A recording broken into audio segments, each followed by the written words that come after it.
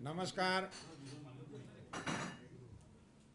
आज मैं हरियाणा एवं पंजाब दोनों राज्य सरकार के पशुपालन विभाग के मंत्रियों से और अधिकारियों से मिलने के लिए आया था।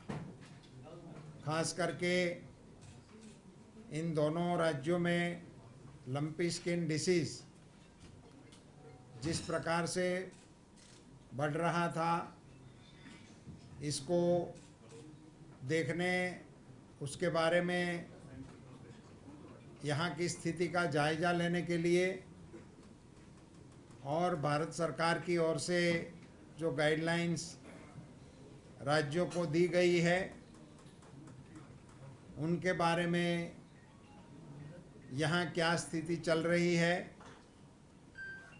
उसकी जानकारी लेने हेतु प्रत्यक्ष रूप से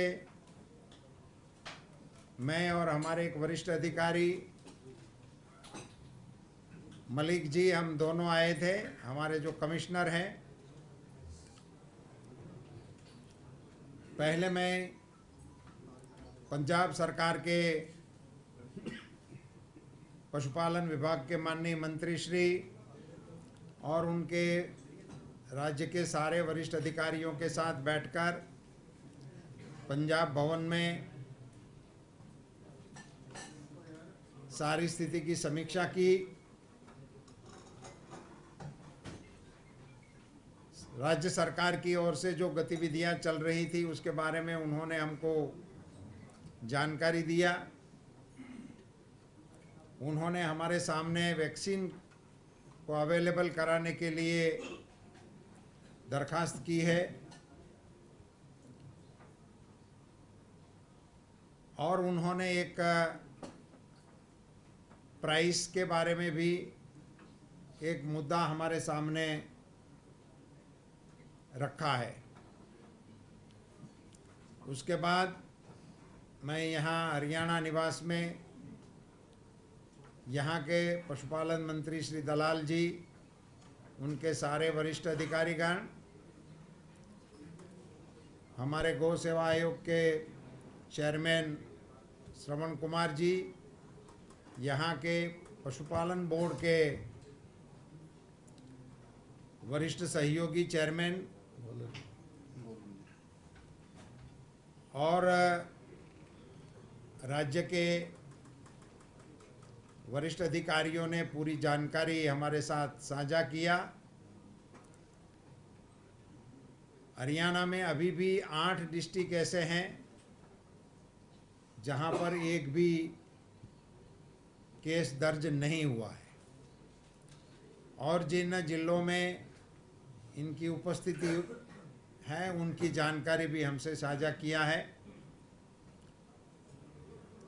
विभाग के अन्य बिंदुओं के साथ भी परामर्श किया गया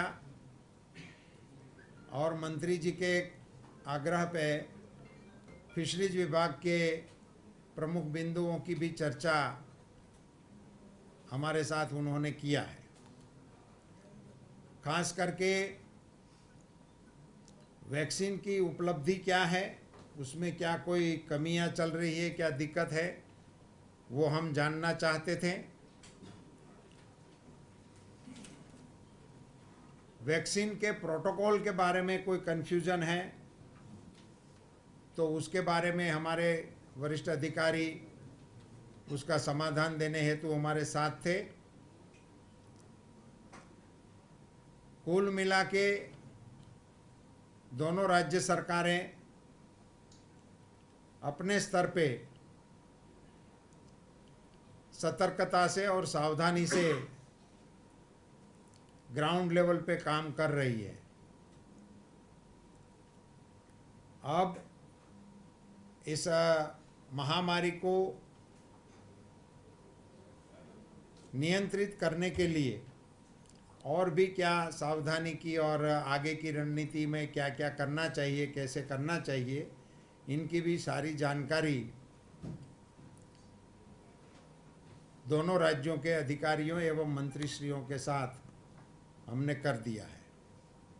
मैं उम्मीद करता हूं कि इस प्रकार के सेंसिटाइजेशन करने से इस प्रांत से आगे के प्रांत में इसको जाने से रोकने में हम कामयाब हो सके, ये हमारा मकसद था। अब आपको कुछ और जानकारी चाहिए तो आप पूछ सकते हैं। सर, पंजाब में मेन वैक्सीन की कमी का इशू उठाया और रेट्स का इशू उठाया, सर उसको थोड़ा सा बताइए कि कितने रेट का। हाँ, वैक्सीन की उपलब्धि का इश्यू इतना गंभीर नहीं है, उसी को तो हम एड्रेस कर सकते हैं। उसी में कन्फ्यूजन भी बहुत बड़ा नहीं है। जो प्राइस के बारे में आपने बताया वो इसलिए हुआ कि उन्होंने, उसके पास ऐसी जानकारी आई कि कोई और प्रांत को और भाव से वो वैक्सीन, प्राइवेट प्लेयर है वो वैक्सीन बनाने वाला, सो वो टेंडर से कहीं उसने दिया होगा। सो उन्होंने हमसे ये बात किया है कि आप भारत सरकार इसमें इंटरवीन करके सभी प्रांतों को एक भाव से उपलब्ध हो, ऐसी कोई व्यवस्था करे तो किसी को दिक्कत भी ना हो और मिलने में सुविधा भी रहे। ये बात हरियाणा के मंत्री श्री ने भी शायद हमारे सामने रखी है। तो क्या अब आप विचार करेंगे? जरूर करेंगे विचार और उसका समाधान भी कर देंगे। सर, हरियाणा पंजाब में ये डेटा कितना है, कितने में इंट्रोड्यूस योरसेल्फ फर्स्ट। सर, कहिए कहिए। साक्षी शर्मा, इंडिया न्यूज से। सर, हरियाणा और पंजाब का ये डेटा कितना है, अब तक कितने पशुओं में ये बीमारी पाई गई है, कितनों की मौत हुई है, एग्जैक्ट फिगर कितना है? दोनों फिगर हैं मेरे पास। फिगर हम आपको सर्कुलेट कर देंगे।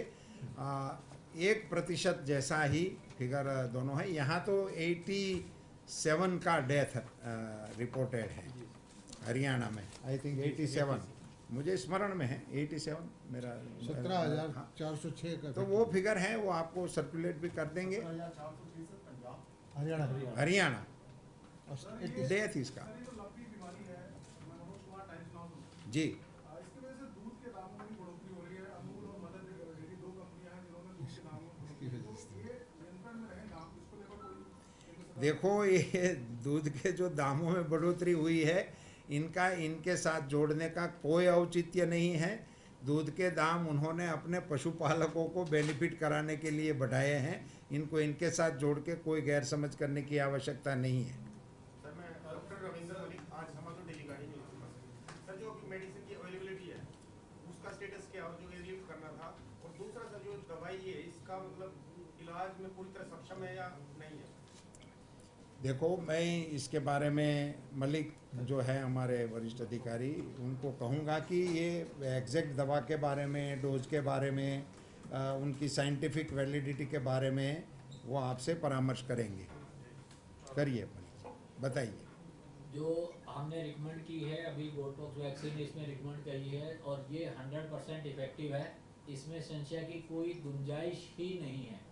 अभी मीटिंग के दौरान भी इसकी चर्चा हुई, उसमें भी ये बहुत क्लियर कर दिया गया कि जो वैक्सीन और जितनी डोज हमने रिकमेंड की अपने नोटिफिकेशन में, अपनी गाइडलाइंस में, तो पूरी तरह से सक्षम है डिजीज़ को कंटेन करने के लिए। डिजीज़ का ट्रीटमेंट नहीं है, लेकिन जहाँ डिजीज़ नहीं है उसे आगे बढ़ने से रोकने के लिए, स्प्रेड रोकने के लिए बहुत अच्छे से इफेक्टिव है। तो इसमें कोई समस्या नहीं है। नहीं, वो दोनों कंपनी के बारे में भी बताओ। जो दवाई का सर अवेलेबिलिटी कितनी है, अभी उपलब्धता कितनी है? उपलब्धता के लिए माननीय मंत्री जी ने डायरेक्टली दोनों कंपनी से इंटरवीन करके उनका प्रोडक्शन पोटेंशियल बढ़ाया है। इसमें जो हमारी एनडीडीबी की जो कंपनी है IIL, उसने 16 तारीख से इसमें मार्केट में सप्लाई शुरू कर दी है और हम ये कोशिश करेंगे कि इस मार्केट सप्लाई को भी गवर्नमेंट के रास्ते से ही दिया जाए। दूसरी जो कंपनी है उसकी डोज अगले 31 दिसंबर तक 60 लाख प्रोडक्शन वो करेंगे।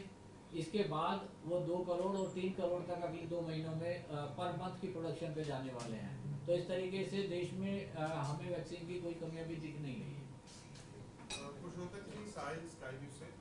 सर, एक सवाल ये आता है कि जितने भी पशु इस पूरी बीमारी के दौरान मर रहे हैं, जिनकी मौतें हो रही हैं, उनको खास करके कहीं उनको क्योंकि लोग सड़कों पर छोड़ रहे हैं उनको मरने के बाद, उसके लिए क्या केंद्र सरकार कुछ नोटिफिकेशन जारी करेगी? क्योंकि वो भी एक बीमारी का बहुत बड़ा कारण बन रहे हैं। या अगर बीमारी ना सही, जो रोड एक्सीडेंट्स हो रहे हैं, क्योंकि स्वास्थ्य को बचाने के लिए जो है, जो इफेक्टेड है उनको सड़कों पे छोड़ा जा रहा है, रोड एक्सीडेंट्स बढ़ रहे हैं, बीमारियां बढ़ रही हैं, ह्यूमन बीमारियां काफी आ रही हैं। तो उसके लिए केंद्र सरकार क्या नोटिफिकेशन और मुआवजा भी दे रहे जिनकी मृत्यु होती है उनके मालिकों को? देखो, इसमें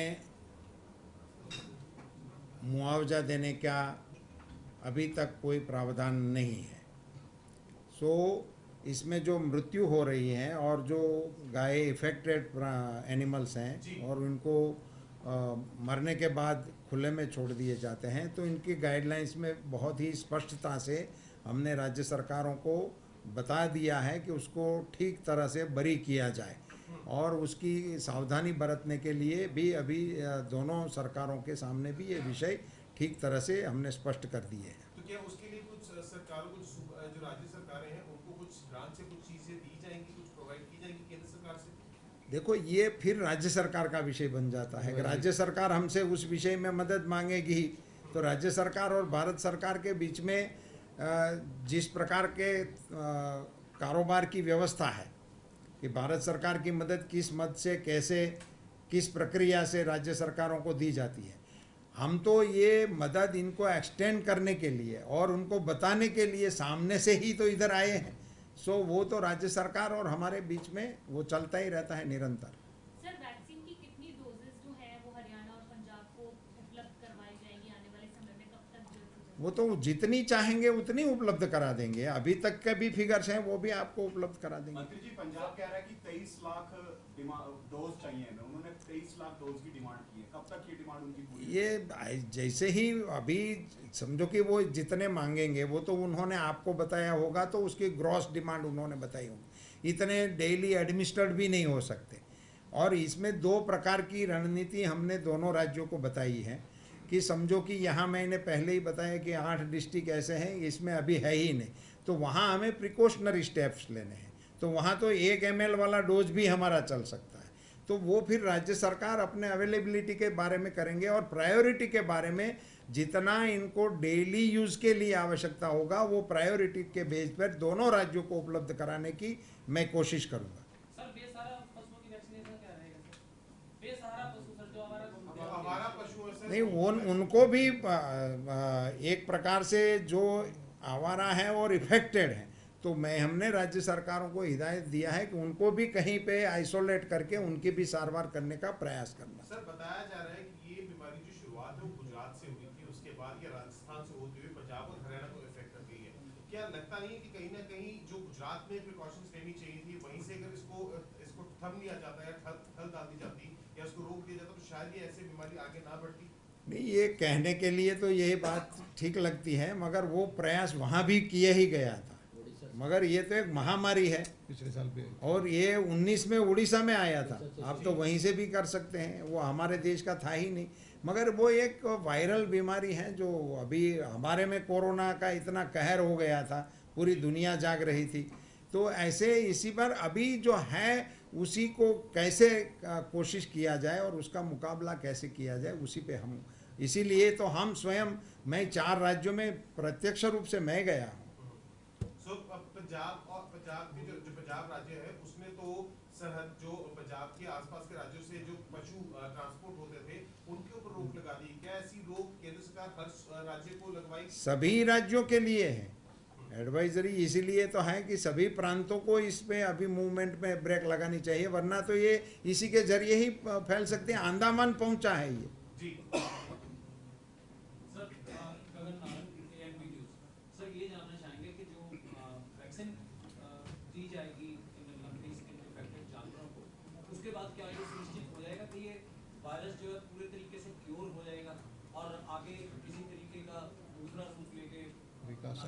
ये इस रिसर्च का सब्जेक्ट है, मगर अभी तक का अनुभव ऐसा है कि जो वैक्सीनेट हो जाता है उस जानवर में वो बीमारी नहीं आ रही है। और वो ये अपना पहले पुराने ज़माने में शीतला को यहाँ क्या चेचक कहते हैं, हाँ, हमको स्कूल काल में वो टीके 2 लगवा देते थे तो फिर आपको चेचक नहीं होता था, यही प्रैक्टिस इसमें हो रही है।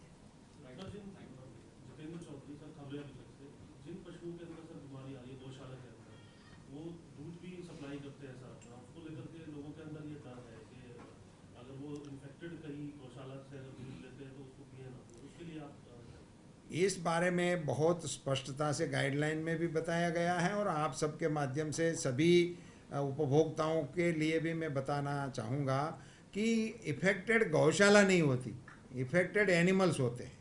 और इफेक्टेड एनिमल्स का दूध है वो डायरेक्ट रो मिल्क यूज़ करना वो हेल्थ के लिए सलाहनीय नहीं है, मगर इसको उबाल कर या पेस्चुराइज करके इसका प्रयोग किया जा सकता है। हाँ, उसके बाद धन्यवाद।